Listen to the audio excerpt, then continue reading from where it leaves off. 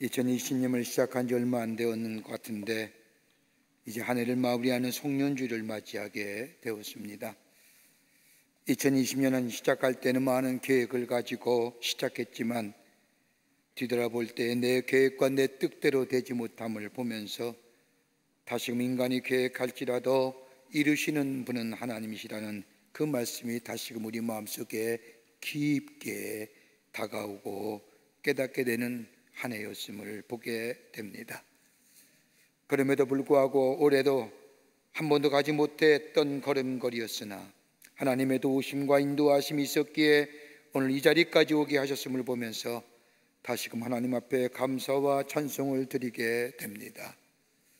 광림 공동체의 기관이나 부서 그 밖의 모든 선교의 모든 성도들이 한 마음으로 맡은 자리에서 주님을 섬기는 일에 수고하여 주심에 감사하며 하나님의 지경이 넓혀짐에 영광을 돌리고 다시 한번 모든 우리 광림의 권속들에게 감사의 말씀을 드립니다.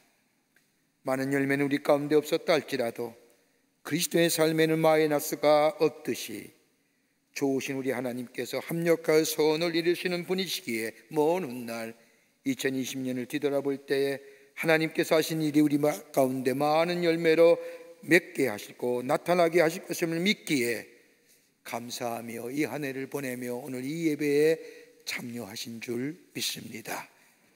이 놀라운 은혜가 그리고 수고하신 우리 모든 광림의 권속들과 하나님 나라의 백성들을 위해 하나님의 놀라운 은혜와 축복이 임하시기를 다시금 기도하며 축복합니다. 성경에 나오는 야곱의 생애를 보면 마치 드라마 같은 수식어가 붙여집니다. 처음보다 끝이 좋은 사람, 황혼이 새벽보다 아름다운 사람, 인생을 복되게 마무리한 사람, 복을 구하는 사람에게 복을 나누어 주는 사람, 인생 역전의 사람 등 야곱의 생애를 볼 때마다 드라마 같은 수식어가 붙여집니다. 그런데 성경에 나타난 야곱의 생애를 가만히 보면 결코 그러한 사람이 아니었음을 봅니다. 자신의 이익을 위해서는 무엇인지 했던 사람일 뿐만 아니라 복에 대하여 집착이 강했던 사람, 그러게 아버지와 형을 속였을 뿐만 아니라 삼촌의 라반을 속여서까지라도 부를 이루었던 사람 야곱이었습니다. 자기의 것을 결코 포기하지 않는 사람이었고 다른 사람의 가정을 깨어지게 만든 사람이었고 그러게 야곱을 가까이 하면 가까이 할수록 그에게 실망과 절망을 느낄 수밖에 없는 인생을 살았던 사람이 바로 야곱입니다.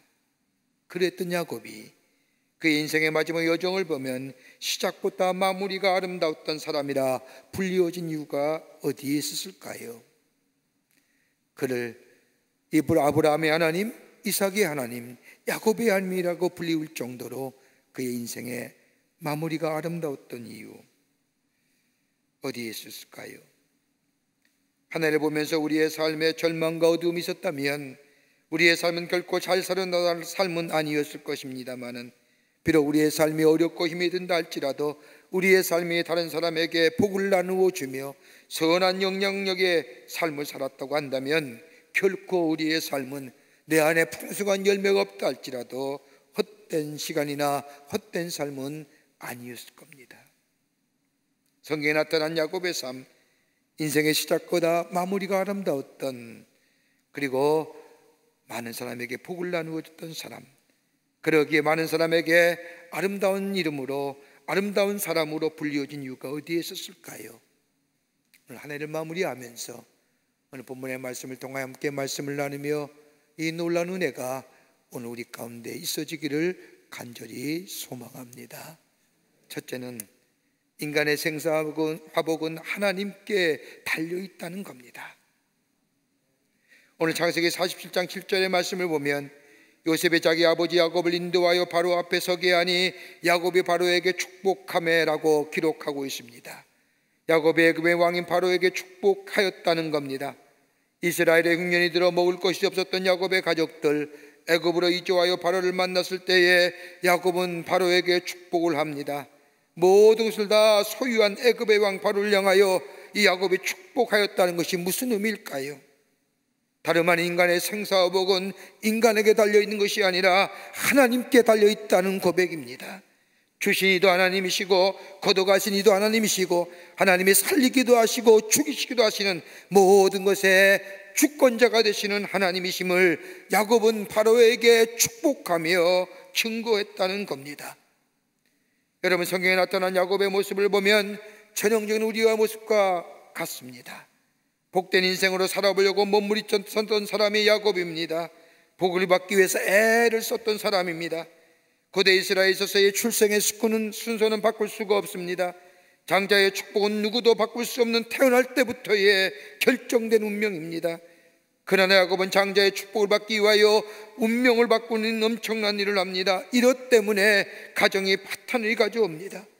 아버지 이삭을 속이고 형의 장자권을 빼앗은 야곱은 복에 대한 강렬함 때문에 부모를 떠나게 되고 외로운 타향살이의 삶을 마다하지 않습니다.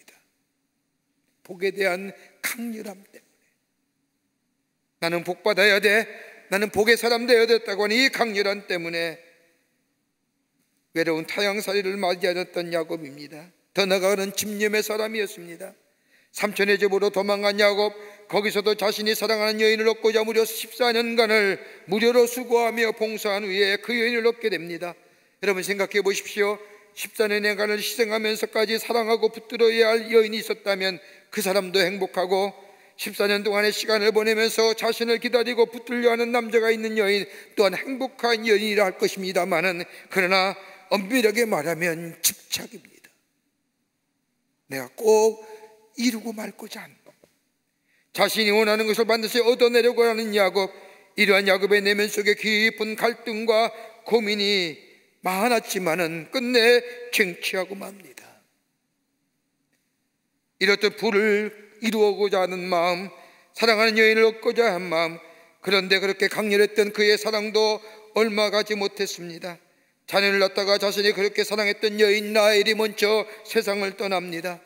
자신이 사랑했던 여인이 남긴 요셉을 가까이에 두면서 인생의 기쁨을 누리렸던 야곱, 그런데 어느 날 요셉이 짐승의 밥이 되었다는 소식과 함께 자신의 곁을 떠나고 맙니다. 다 잃어버린 것 같습니다. 재물도 잊어버렸고 그가 이루었던 그 많은 재산 형 에서에게 다 빼앗겨 버렸습니다. 사랑하는 여인도 잊어버리고 사랑하는 아들도 한순간에 잊어버렸습니다. 한꺼번에 모든 것을 다 잃어버린 야곱, 자신이 가지고 있는 집착과 무엇인가를 쟁취하고자 하는 이 마음 때문에 하나님의 말씀에 온전히 순종하지도 못했습니다. 내가 원하고 바라는 것들을 이루고자 하는 마음에, 이 욕심에, 이 욕망에 하나님의 말씀을 말씀이지만 하고 생각하며 내가 움켜쥐고 있는 것들이나 아니 내가 지워야 할 것에 대하여 놓치지 못하기에 하나님의 말씀에 순종하지 못했습니다. 그렇게 다 잃어버렸을 뿐만 아니라 이제는 자신이 거주가 있던 가나안 땅마저 흉년이 들어 먹고 살기가 위하여 애굽으로 내려가게 됩니다. 그러면서 야곱은 생각합니다. 인생이란 내게 달려있는 것이 아니라 하나님의 주권하에 있다는 사실을 비로소 야곱은 깨닫습니다. 창세기 35장의 말씀을 보면 자기의 모든 것을 버리고 베델로 올라가서 거기서부터 믿음의 삶, 하나님만이 나의 삶의 주인 되심을 고백하며 하나님의 주권하에 내가 있다는 것을 고백하며 살았던 그의 삶이 새롭게 변화하며 새롭게 시작하면서 그의 마음속에 가져온 가장 큰 믿음의 결단은 하나님이 하셔야 가능하구나,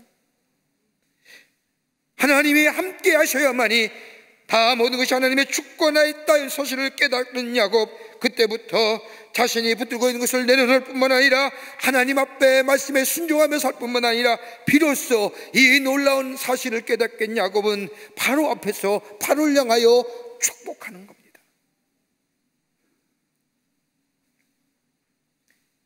야곱이 바로를 축복했다는 것은 다름이 아니라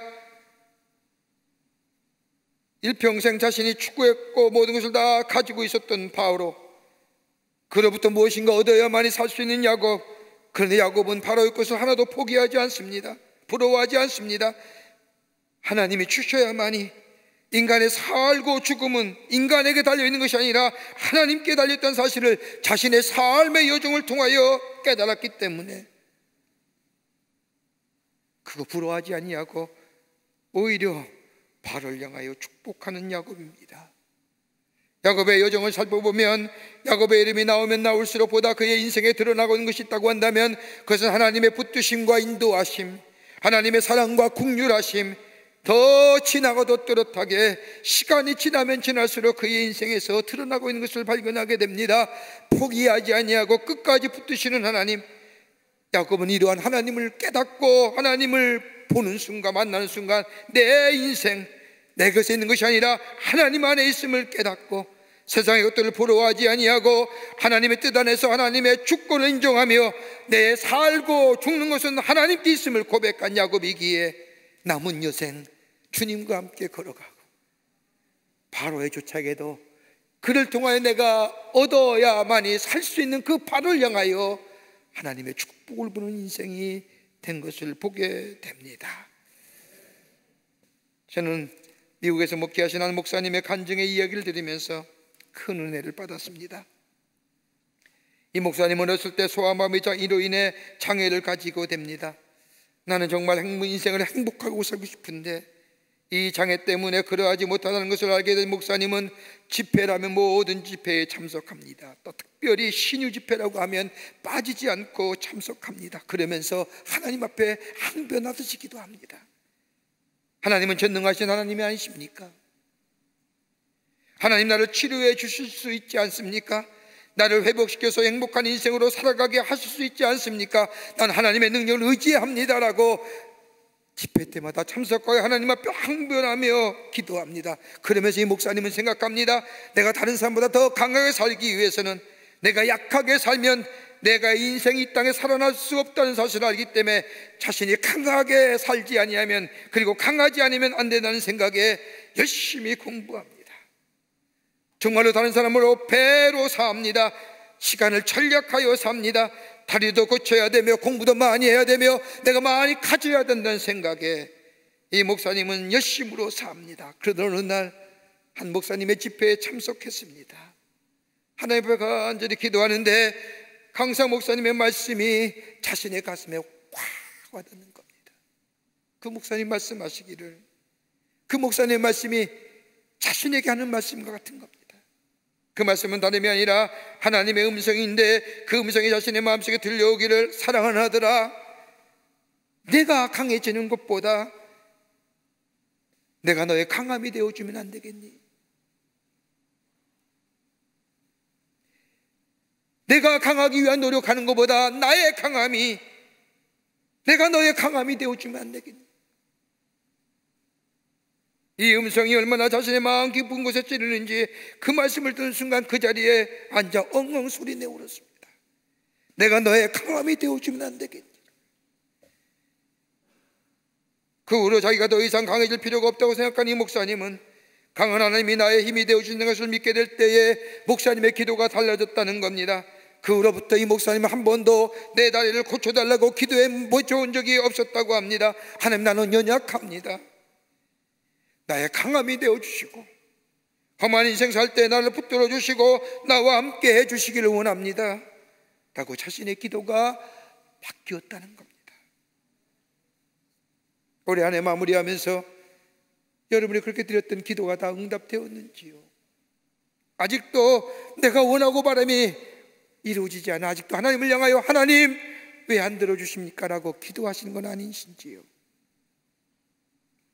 우리의 삶의 진정한 변화는 우리의 인생이 내 손에 달려있는 것이 아니라 하나님의 손에 달려있음을 깨닫게 될 때에 여기서부터 삶의 변화가 시작됩니다. 삶의 자리가 변하다고 세상을 보는 눈이 달라질 뿐만 아니라 내가 선택하는 행동이 달라지며 새로운 삶의 시작이 됩니다. 그러기에 애굽으로 내려간 이 야곱은 모든 것을 소유한 바로 앞에 서서라도 하나님의 축복을 비는, 다름 아닌 모든 것이 하나님의 주권하에 있습니다. 하나님이 모든 생사백의 주인 되십니다라고 고백하는 그 믿음의 고백을 바로에게 행한 것입니다.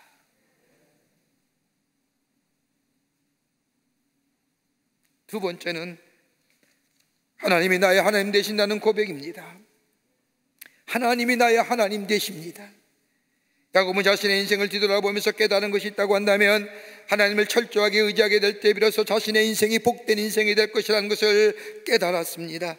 그러기에 창세기 47장 9절의 말씀을 보면 야곱이 바로에게 아뢰되 내 나그네 길의 세월이 130년이니이다.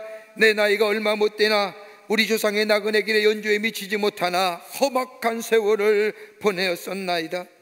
야곱을 만난 바로가 묻습니다. 내 나이 몇 살이냐? 여러분, 이 질문에 단순히 나이를 묻는 걸까요? 아닙니다. 너 어떻게 살았냐? 너 어떻게 살았느냐는 질문입니다. 바로 이러한 질문에 야곱은 내 나그네 길의 세월이 130년이다 라고 하면서 그 다음에 야곱이 얘기합니다. 우리 조상 나그네 길의 연조에 미치지 못하나 험악한 세월을 보냈었나이다. 여러분, 여러분의 인생의 여정에 평안한 길 걸으셨습니까? 이제까지 걸어온 길이 순탄한 길이었습니까? 성경에 나온 야곱의 생애는 그가 고백한 것처럼 험악한 세월이었습니다. 자신이 이루고자 하는 것에 대한 욕망으로 인하여 때때로는 외로움에 몸부림쳤습니다. 자신의 욕망을 이루고자 가정을 떠났습니다. 가족의 관계도 단절되었습니다. 철저하게 욕망에 사로잡혀 외롭고 고독한 시간을 보냈던 야곱입니다. 그렇게 험한 세월이지요. 물질이 없어서가 험한 세월이 아니라, 비바람 피할 것이 없어서의 험한 세월이 아니라 외로움에 처절하게 몸부림쳤던 야곱입니다. 더 나아가는 삶의 여정마다 두려움의 연속이었습니다. 재물을 모았지만 그 재물 때문에 두려움의 연속이었습니다. 그러게 형 에서를 만날 때도 자신과 자신의 재물을 앞서 보내고, 이 야곱은 약복과 나라트에서 천사와 씨름하고 난 후에 에서인 형인 에서를 만나지 않습니까? 형 에서를 만날 때도 두려움을 떨었습니다. 얼마나 그의 마음 깊은 곳에 두려움이 자리 잡고 있는지 그의 인생의 여정이 그 두려움을 인하여 험한 세월이었습니다. 더 나아가는 그의 삶의 무서움의 연속이었습니다. 자신의 아들들이 하몰족장의 아들 세겜을 죽일 때의 모습을 보며 어떻게 그런 일이 있을까라고 한탄하며 자신의 삶의 모습을 뒤돌아보면서 자신의 자식들이 행한 일들, 바로 자신이 행한 것을 깨닫게 된 후에 그는 무서움에 치를 떨었습니다. 그게 바로 나구나.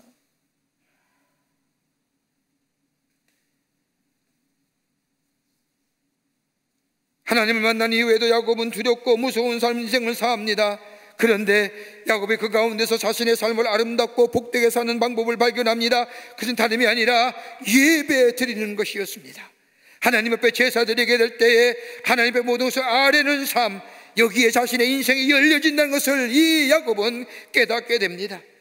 창세기 46장과 47장의 말씀을 보면 요셉이 살아있다는 이야기를 듣는 야곱은 아들을 만나보기로 결심하고 애굽으로 내려갑니다. 내 아들을 보았으니 죽어도 여한이 없다고 말할 정도로 요셉을 사무치게 그리워했던 이 야곱은 애굽으로 내려가는 도중에 브엘세바라는 곳에서 멈추게 됩니다. 이것만 지나면 그토록 보고 싶었던 요셉을 만납니다. 그런데 브엘세바에서 야곱이 떡하니 멈춥니다. 그리고 그의 마음속에 두려움이 밀려오기 시작합니다. 그리고 자신의 삶을 뒤돌아봅니다.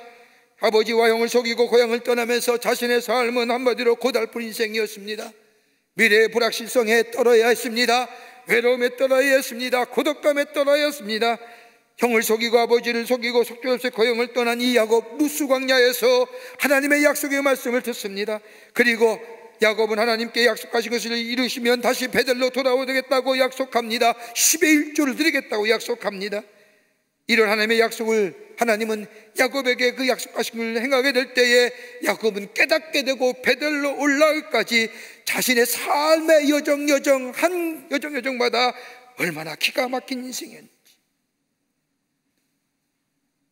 어떻게 올라온 베델인데 또다시 고향을 떠나 애굽으로 내려가는 야곱의 마음속에 또다시 타향생활이라 두려움이 엄습해옵니다. 애굽으로 내려가는 것이 맞는 것일까? 다시금 잘못된 인생, 고달프고 외롭고 두려운 인생을 사는 것이 아닐까? 라는 마음에 야곱에게 마음이 찾아오자 그 장수가 브엘세바 그 자리에 떡 멈춘 겁니다. 그리고 나서 그는 자신의 아버지 이삭을 생각하는 겁니다. 우리 아버지가 어땠을까? 이삭의 인생에서 가장 중요한 장소가 있다고 한다면 브엘세바라는 겁니다. 성경에 말씀하면 이삭이 우물을 팔 때마다 블레셋의 목자들이 와서 이삭이 판 우물을 빼앗을 때 이삭은 거기에 아무런 대항하지 않고 물러서 갑니다. 우물을 팔 때마다 블레셋 목자들이 이삭이 파는 우물을 빼앗기에 어디까지 밀려오느냐? 브엘세바까지 밀려오는 겁니다. 브엘세바까지 내려온 이 이삭, 그때에 블레셋 왕과 목자들이 이삭을 찾아옵니다. 그리고 이삭에게 고백하기를 당신을 보니 정말로 하나님이 살아계십니다. 그렇게 고백했던 장소가 브엘세바입니다. 이삭을 통하여 하나님의 이름이 높여질 때에 하나님이 이삭을 축복했는데 그 장소가 바로 브엘세바라는 겁니다. 그 자리에 서서 이삭에게 축복한 그 자리에 야곱은 요셉을 만나 먹이기 전에 제단을 쌓고 하나님 앞에 예배합니다. 그리고 기도하지요.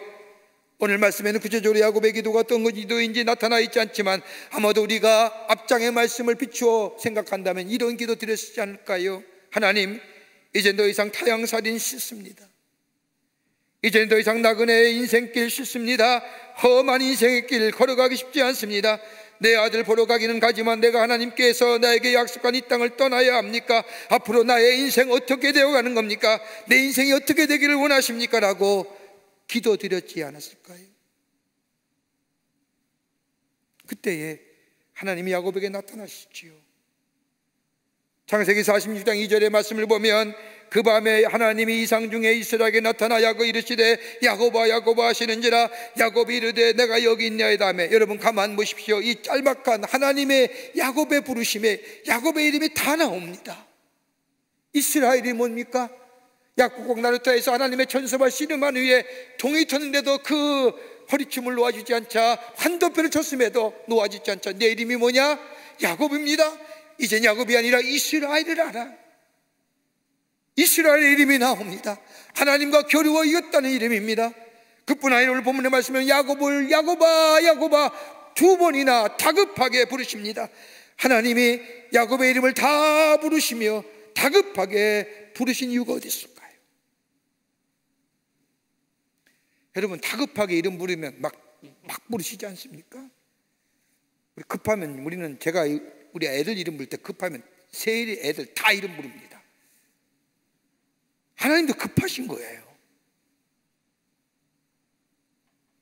저희 아버님이 간혹가다 이름 부르는데 이름이 헷갈리시니까 절 부르는데 제 동생 이름 다 부르고 반복해서 부르는, 다급하니까요.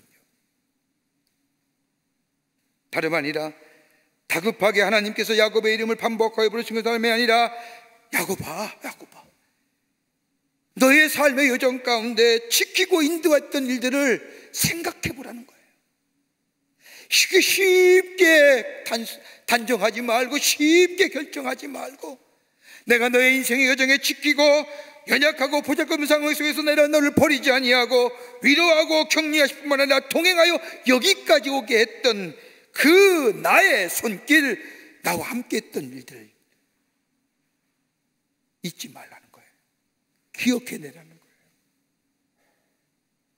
그러면서 하나님 다시금 야곱에게 약속해 주시지 않습니까? 그게 바로 창세기 46장 3절과 4절의 말씀입니다. 하나님이 이르시되 나는 내 하나님이라, 내 아버지 하나님이니 애굽으로 데려가기를 두려워하지 말라. 내가 거기서 너로 큰 민족을 이루게 하리라. 내가 너와 함께 애굽으로 내려가겠고 반드시 너를 인도하여 다시 올라올 것이며 요셉이 그의 손으로 내 눈을 감기리라 하셨더라. 애굽으로 내려가기를 두려워하지 말라는 겁니다. 이 말씀은 지난날 하나님이 함께 하셨던 것처럼 여전히 함께 하겠다는 약속의 말씀이요, 너로 큰 민족을 이루게 하셨다는 것이고, 내가 지금 너를 인도하여 여기에 오게 하셨다고 하는, 다시 회복시켜 주시겠다고 하는 약속의 말씀. 변함없는 하나님의 사랑을 야곱에게 약속합니다.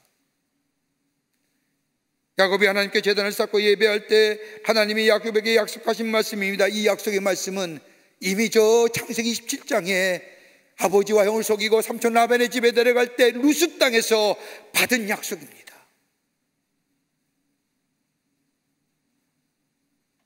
똑같은 약속의 말씀.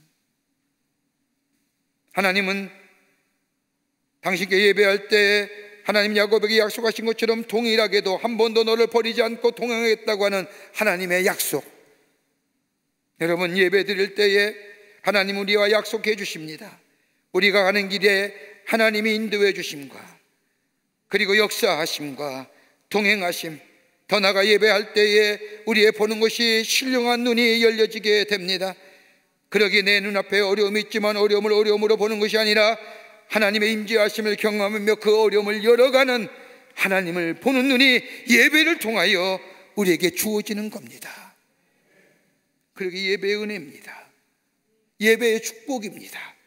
예배는 우리가 인간이 해야 할 가장 고귀한 행위가 예배고, 예배는 인간이 해야 할 감사한 가장 겸손한 행위가 예배이며, 예배는 우리 인간이 되어야 할 가장 순종 행위가 바로 예배입니다. 예배 드릴 때 하나님 우리의 삶을 인도해 주십니다. 예배 드릴 때 용기와 힘을 주시고 하나님의 약속을 바라보게 하시고 하나님의 뜻과 계획하심을 볼 뿐만 아니라 예배 드릴 때에 우리 안에 능력으로 역사하시며 응답하여 주시며 붙들어 주시며 하나님이 나를 향하여 계획하신 일을 보게 하시는 역사. 그러기에 야곱은 브엘세바에서 예배한 후에 애굽으로 내려갑니다.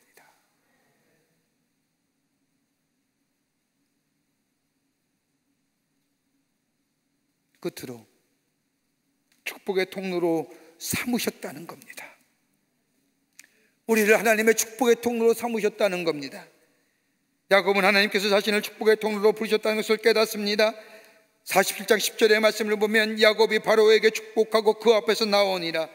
오늘 본문의 말씀을 가만히 읽어보면 들어갈 때도 야곱은 바로에게 God bless you, 나올 때도, 여러분 얼마나 시건방질입니까? 난 다 가진 사람인데 지는 나를 통하여 얻어먹어야 될 사람이 감히 바로에게 bless you, 하나님의 축복이 축복을 비미며 나옵니다. 그뿐 아니라 자신의 인생의 마지막 자기들의 자녀들 다 불러놓고 한 사람 한 사람 이름을 불러가며 자녀들의 복을 빌어줍니다. 여러분 얼마나 아름다운 모습입니까? 여러분은 여러분의 복 빌어주는 존재입니까? 여러분이 이웃에게 하나님의 축복이라고 복을 빌어주시는 존재입니까? 하면 복 받기만을 원하는 존재이십니까? 저는 지금도 저희 할아버님의 기도를 잊을 수가 없습니다. 제가 6살 때 저희 할아버님이 돌아가셨는데 돌아가시기 20일 전에 온 가족들을 모아놓고 우리 할아버님이 기도하시는 겁니다. 아마 하나님 앞에 가실 날이 얼마 남지 않았음을 아시는 우리 할아버님께서 다 가족들을 불러놓고 기도하시는데 그 기도를 녹음했습니다. 레코딩을 했습니다. 며칠 전만 축도 예배 드릴 때마다 그 기도의 소리를 듣고 참 마음이 뭉클해지기도 하고 어떻게 이렇게 기도하실 수 있을까? 그런데 그 기도 내용 가운데 지금 돌아보니 안 이루어진 게 하나도 없습니다. 그대로 이루어진데 다 무슨 얘기냐? 하나님의 축복을 비는 기도입니다. 그 가운데 저 사촌 동생을 향하여 기도하는 게 있습니다. 그 나이 때 나이가 5살 때인데 하나님, 저 녀석, 저 손주 하나님의 종 되기를 원합니다.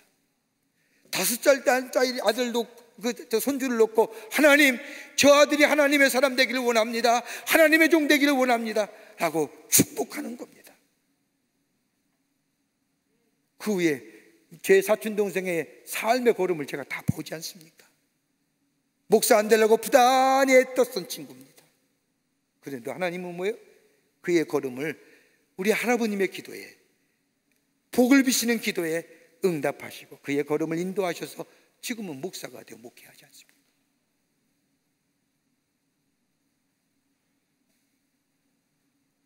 모든 것을 가진 애굽의 바로 앞에서나 그리고 바로의 만남을 끝내고 나올 때나 축복할 수 있는 것은 다름이 아니라 야곱은 그의 인생의 여정을 마칠 때에 그의 자녀를 모아놓고 축복할 수 있는 이유가 뭐냐? 다름이 아니라 그에게 변치 않는 믿음이 있었습니다. 하나는 뭐냐? 복의 근원은 하나님이시다.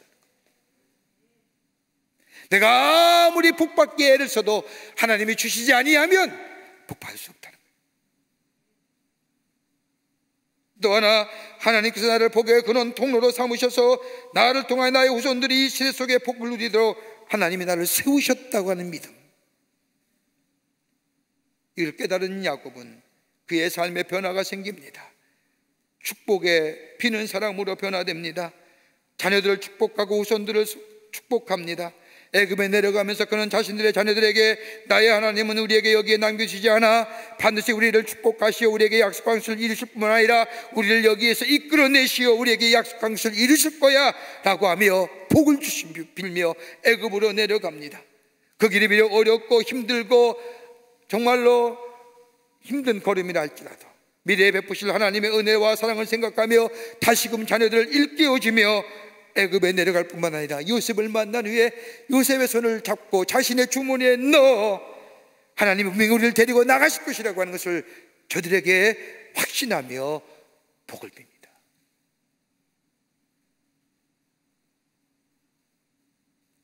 바로를 향하여 자손을 향하여 축복을 비는 야곱, 하나님이 나를 축복의 통로로 세우셨구나, 하나님의 복을 비는 사람으로 세우셨다는 것을 알게 됩니다. 행복은 소유에 많고 적음이 아니죠. 지식이 많고 적음이 우리의 행복을 가늠하는 거 아닙니다. 높은 지위와 낮은 지위, 이것이 우리의 행복의 삶의 척도라 얘기할 수 없습니다. 다름이 아니라 오늘 본문 말씀처럼 자신의 자녀를 축복할 뿐만 아니라 후손들을 축복하고 이방의 왕까지라도 축복하는 믿음의 놀라운 부유함을 가진 사람, 이게 복된 존재 아닐까요?